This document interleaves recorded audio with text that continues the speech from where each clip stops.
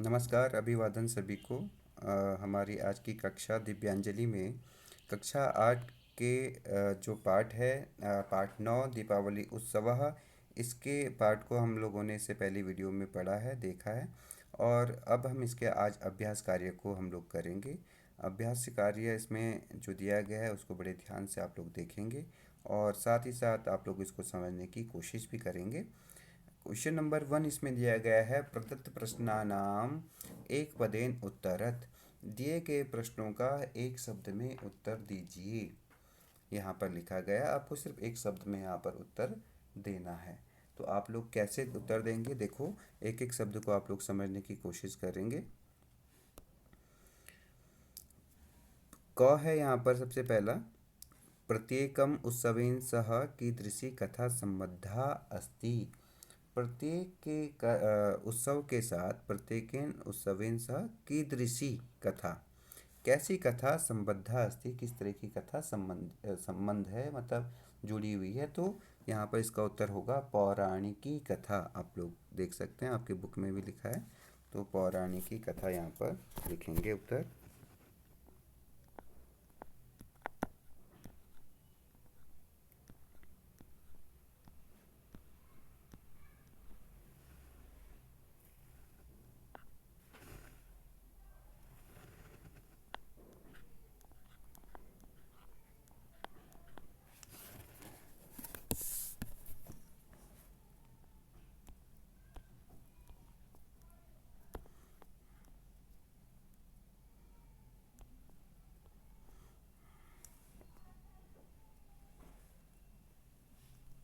तो क्या उत्तर होगा, पौराणिकी कथा। इस तरीके से आप लोग लिख सकते हैं।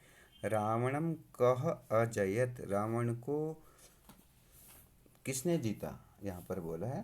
तो श्री रामः रावणम जित्वा, तो यहाँ पर होगा श्री रामः। उत्तर अगर हम बात करेंगे तो श्री रामः, श्री रामः। यहाँ पर इतना भी उत्तर हम अगर लिखते हैं तो काफ़ी है। श्री रामः रावणम अजयत, रावण को जीता। श्री रामः कुत्र प्रति आगच्छत, श्री रामः अयोध्यां प्रति आगच्छत। अयोध्याम, अयोध्याम,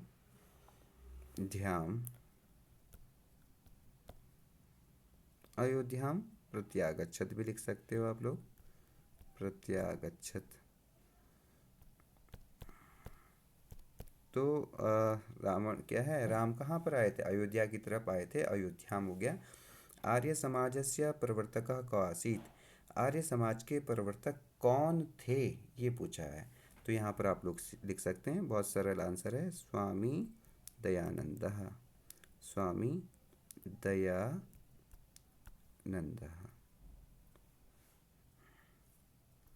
स्वामी दयानंदः, ये हो जाएगा यहाँ पर। इस तरीके से भी उत्तर आप लिखेंगे तो एक ये काफ़ी है। और इसके बाद है, चतुर्दशी तिथो किम पर्व मान्यते। तो चतुर्थी तिथि को कौन सा पर्व मनाया जाता है, चतुर्थी तिथि को पूछा गया है। तो चतुर्थी तिथि को कौन सा पर्व बताया गया था कि नरक चौदस। यहाँ पर आप लोग देख सकते हैं, जिसको छोटी दिवाली कहते हैं, नरक चौदस, ये नरक चौदस पर्व मान्यते। तो नरक चौदस, जिसको छोटी दीपावली भी कहा जाता है। तो इस तरीके से हम लोग कर सकते हैं। इसके बाद है क्वेश्चन नंबर 2, प्रदत्तान प्रश्नान पूर्ण वाक्येन उत्तरत। दिए गए प्रश्नों का पूर्ण वाक्य में उत्तर दीजिए। पूर्ण वाक्य में आपको उत्तर देना है। कार्तिक मासस्य अमावस्यां कौ निर्माणम प्राप्तवन्तौ। तो इसमें आप लोग लिख सकते हैं, ये एक क्वेश्चन आपको थोड़ा सा यहाँ पर मिला जुला कर आपको लिखना पड़ेगा।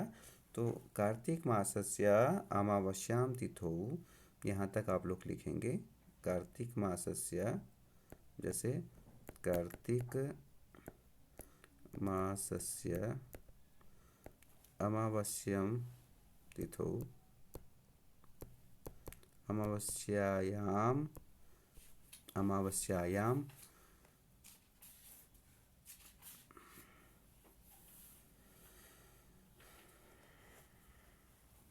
स्वामी दयानंदः, स्वामी दयानंदः नंदः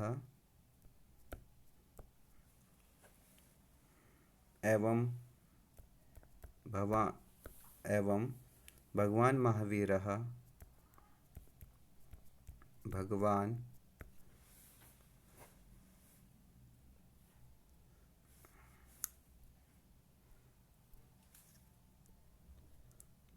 महावीर, आप पुस्तक में भी देख सकते हैं, महावीरः निर्वाणम, महावीरः निर्वाणम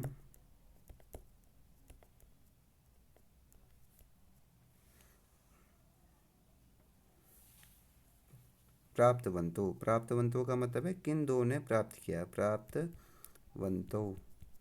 इस तरीके से इसका उत्तर होगा। आप बुक से भी देख सकते हैं, इसको सही से लिख सकते हैं। कार्तिक मासस्य त्रयोदशी तिथौ किम पर्वम भवति। तो कार्तिक मासस्य त्रयोदश तिथौ, यहाँ पर मैं पूरा आंसर आप यहाँ तक रिपीट करेंगे। अब इसके बाद पर्व का नाम लिखेंगे। इसके बाद जो होगा, त्रयोदशी तिथि में क्या मनाया जाता है, धनतेरस इति पर्व भवति। यहाँ से आप लोग लिखेंगे धन तेरस इति पर्व भवति, इति पर्व भवति। इस तरीके से लिख सकते हैं। इसके बाद यहाँ तक ये कार्तिक मासस्य त्रयोदश तिथौ, इस तरीके से। इसके बाद फिर आगे से इस तरीके से लिखेंगे आप लोग। दीपावली उत्सव संपूर्णे भारतवर्षे कथम मान्यते। दीपावली का उत्सव संपूर्ण भारत में कैसे मनाया जाता है। तो दीपावली उत्सव संपूर्णे भारतवर्षे, यहाँ से आप करेंगे भारतवर्षे, क्या होगा, हर्षोल्लासेन मान्यते, है ना। यहाँ पर आप लोग देख सकते हैं, दीपावली पर्व के बारे में बताया गया कि भारतवर्षे हर्षोल्लासेन, बस इसके आगे आपको हर्षोल्लासेन ऐड कर देना है।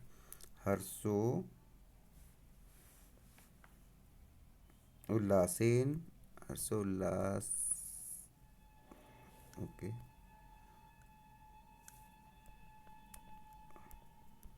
उल्लासेन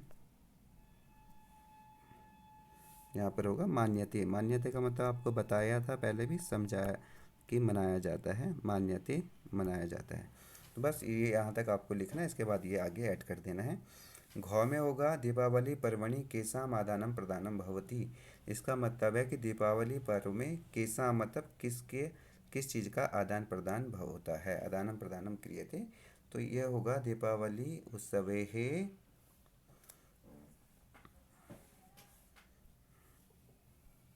मैं बता देता हूँ, दीपावली उत्सवे उपहाराणाम, दीपावली पर्वणि आप लोग कह सकते हैं यहाँ से, फिर यहाँ से स्टार्ट करेंगे, पर्वणि उपहाराणाम, उपहाराणाम मिष्टान्नस्य च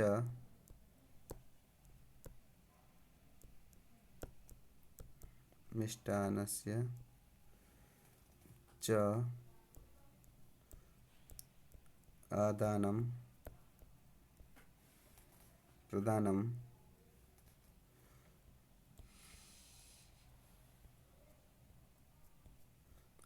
प्रदानं ये यहाँ तक कर सकते हैं आप लोग। बंधु बांधवेभ्य क्रियते, इस तरीके से हो सकता है, बंधु बांधवेभ्य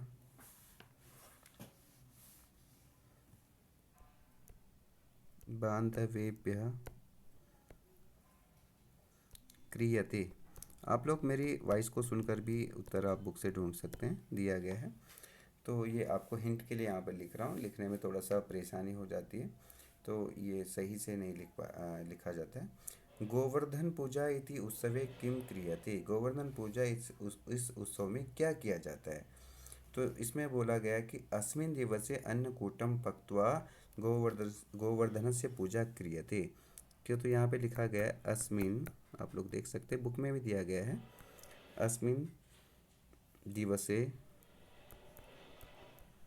अन्नकूटम पक्त्वा अन्नकूटम पक्त्वा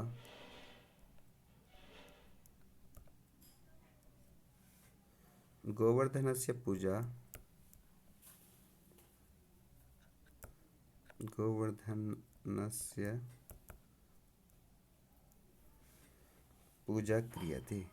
पूजा क्रियते। तो इसमें थोड़ा सा टाइम लगता है, बड़े क्वेश्चन हैं, तो थोड़ा सा इनको आप बुक से भी देख सकते हैं, आपको हिंट के लिए यहाँ पे बता दिया गया है। आगे बढ़ते हैं हम लोग। रेखांकित पदानाम आधृत्य प्रश्न निर्माणम कुरुता। रेखांकित पदों के आधार पर आपको यहाँ पर प्रश्न निर्माण करना है। तो देखते हैं। तो सर्वत्र यहाँ पे क है, तो सर्वत्र विद्युत दीपकानाम प्रकाशा भवति। जो ये रेखांकित पद दिया गया है, इसको देखकर ही प्रश्न निर्माण करना होता है।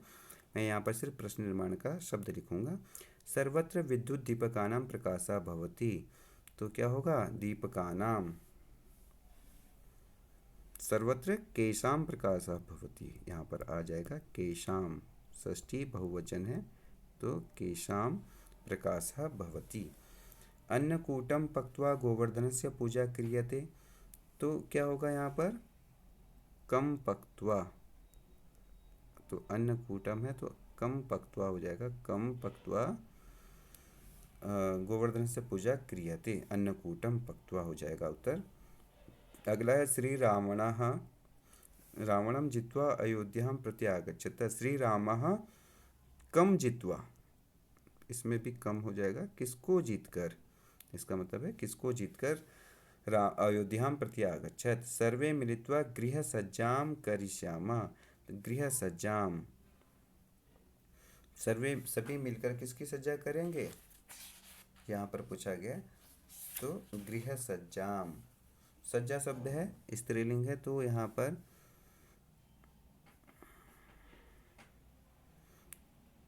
पर कहा के का काम हो जाएगा, काम।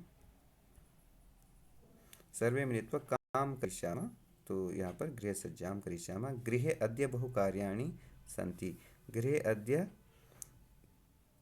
कानि सन्ति, यहाँ पर कानि हो जाएगा, नपुंसकलिंग है, कानि सन्ति बहुकार्याणि सन्ति, इस तरीके से उत्तर हो जाएगा। यहाँ पे क्वेश्चन नंबर 4 है, आप लोग देख सकते हैं। प्रदत्त पदानि तेषां विशेषण पदैः सह मेलय। दिए गए शब्दों को उनके विशेषण पद शब्दों के साथ मिलाइए। विशेषण शब्द के साथ मैच करना है आपको। ये सबसे पहले आपको विशेषणानि दिया है, फिर विशेष्यानि। विशेषण और विशेष्य आप बहुत अच्छे से जानते हैं कि विशेषण किन्हें कहा जाता है और विशेष्य क्या होते हैं। तो विशेषण क्या है और विशेष्य क्या है, तो ये देख सकते हैं। पौराणिकी यहाँ पर हो जाएगा, इसके साथ कथा के साथ मैच हो जाएगा। अस्मिन दिवसे, सप्तमी विभक्ति के साथ सप्तमी विभक्ति लग गई है। अगला है तीर्थकरः। कौन थे तीर्थकर? महावीरः तीर्थकरः, है ना। लघ्वी क्या थी, किसके बारे में बात हुई थी? दीपावली के बारे में बात हुई थी, तो इस तरीके से कर सकते हैं। लघ्वी दीपावली। रंगमयानाम विद्युत दीपकानाम, है ना, विद्युत दीपों की बात की गई थी। रंगमयी, जो रंग बिरंगी विद्युत दीपों की बात हुई थी। इसके बाद है क्वेश्चन नंबर 5 है। प्रदत्त पदानि तेषां पर्याय पदेशः मेलयत। पर्याय पद का मतलब आप लोग जानते होंगे, पर्यायवाची पदों के साथ आपको मिलान करना है। देखे शब्दों को उनके पर्यायवाची शब्दों के साथ मिलाइए। तो पर्यायवाची शब्दों के साथ आपको मिलाना है। तो उत्सव का पर्यायवाची क्या होगा? पर्व, ये पर्व हो जाएगा। उत्सव का पर्यायवाची क्या होता है? जो पर्व होता है। रात्रौ, तो इसका होगा सप्तमी विभक्ति का एक वचन है, तो निशायाम, ये इसका पर्याय पद है। पूजा का मतलब होगा उपासना। हम पूजा का अगर पर्याय की बात करेंगे तो उपासना होगा। कार्येषु, तो इसका अर्थ हो जाएगा कर्मसु। और नवीनम का मतलब हो जाएगा नूतनम। नूतनम भी नए के लिए प्रयोग होता है। तो इस तरीके से आप लोग क्या कर सकते हैं, इनका जो पर्यायवाची उन शब्दों से इनका मिलान कर सकते हैं। और जो इसका अंतिम प्रश्न है वो है क्वेश्चन नंबर 6। प्रदत्त पदानि तेषां विपर्यय पदैः सह मेलयत। इन शब्दों को जरूर आप लोग ध्यान रखें, क्योंकि ज़रूरी नहीं कि आपको परीक्षा में आपको हिंदी में दिया जाए, आपको संस्कृत में ही पूछा जाता है कि विपर्यय पदैः सह मेलयत। विपर्यय का मतलब होता है विलोम शब्द। दिए गए शब्दों को उनके विलोम शब्दों के साथ मिलाइए। तो विलोम शब्दों के साथ मिलाना आपको, आगच्छति का क्या हो सकता है? आगच्छति का मतलब होता है आना और इसका विलोम होगा गच्छति मतलब जाना। सुखस्य मतलब सुख का और इसका विलोम होगा दुखस्य दुख का। ठीक है। जित्वा का मतलब जीत कर और इसका विलोम हो जाएगा पराजित्य मतलब हार कर। आम का मतलब होता है हाँ और इसका विलोम हो जाएगा नौ मतलब नहीं। संपूर्ण का मतलब है संपूर्ण सारी जगह में और इसका हो जाएगा अपूर्ण सभी जगह में नहीं। तो इस तरीके से ये प्रश्न उत्तर थे, आप लोग इनको कर सकते हैं। आप लोगों को समझ में आए होंगे। आप लोग जहाँ पर आप लोगों को लिखा हुआ समझ में नहीं आ रहा है, आप वहाँ पर सुनकर और बुक से आप हेल्प लेकर इनको कर सकते हैं। इसके बाद आप लोगों को दिया गया रचनात्मक गतिविधि अपने बुजुर्गों पुस्तकों व गूगल की सहायता से एक अन्य भारतीय पर्व होली के विषय में जानकारी एकत्र करके चार्ट पर लिखकर कक्षा में लगाइए। इसी प्रकार अन्य भारतीय पर्वों से संबंधित चार्ट बनाकर कक्षा में लगाइए। आप अन्य पर्वों को भी जान सकते हैं कि किस तिथि में कौन से पर्व आते हैं। जैसे कि हर पाठ के लास्ट में एक सूक्ति आप लोगों को दी रहती है, मूल्य पूरक सूक्ति। तो अति सर्वत्र वर्जयेत, इस सूक्ति बहुत अच्छी सूक्ति ये मानी जाती है। अगर आप इसको याद कर लें, बड़ी छोटी है। अति सर्वत्र वर्जयेत, अति हर स्थान पर छोड़ देनी चाहिए। अति मतलब कुछ भी चीज़ ज़्यादा अच्छा नहीं होता है। अति सर्वत्र वर्जयेत। तो रावण की मृत्यु किस वजह से हुई थी? अति के कारण। रावण ने क्या किया था? बहुत ज़्यादा उसको घमंड हो गया था, अति कर दिया था उसने, इस कारण से उसकी मृत्यु हुई थी। नहीं तो रावण को कोई नहीं मार सकता था। तो इस तरीके का एग्जाम्पल है। कोई भी काम अति करना क्या हो जाएगा? वर्जयेत, छोड़ देना चाहिए। अति हर स्थान पर नहीं करनी चाहिए। तो इस तरीके से आपका ये पाठ था दीपावली उत्सव। इसके प्रश्न उत्तर भी यहाँ पर हो चुके हैं।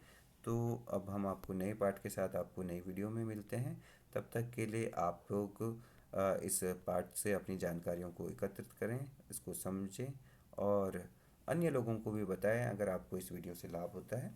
और इस चैनल को आप लोग सब्सक्राइब कर सकते हैं और लाइक भी करें। आज के लिए इतना, धन्यवाद। सभी को मेरी तरफ से शुभकामनाएं।